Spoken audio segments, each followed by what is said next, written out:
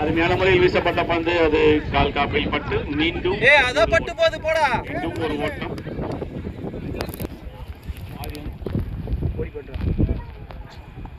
அருமையான முறையில் அடிக்க முற்பட்டார்.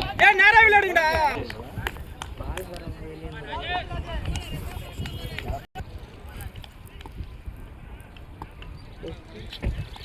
அருமையான முறையில் வீசப்பட்ட பந்து. அடுத்த பந்து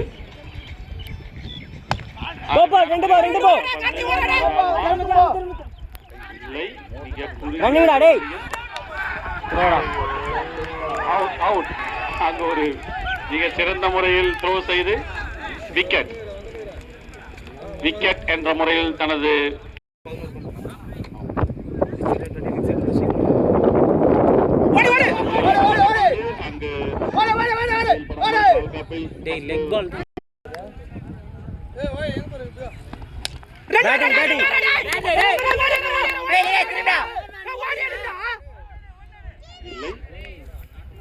திறமையான முறையில் ஃபீல் செய்யப்பட்ட காரணம். அடுத்த பந்து அருமையான முறையில் வீசப்பட்ட பந்து அது டாட் பால். அது டாட் பால்.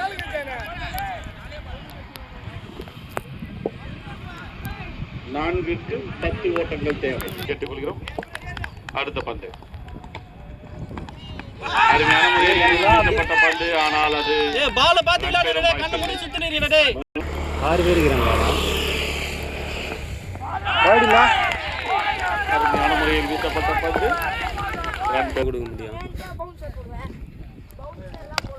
அருமையான முறையில் அடிக்கப்பட்ட பந்து அது சிறந்த முறையில் ஃபீல் செய்யப்பட்டு ஒரு ஓட்டம் மட்டுமே. ஆட்டத்தின் கடைசி பந்து ஒரு ஓட்டம். ஒரு 9 ஓட்டங்களுக்கு ஒரு பந்து.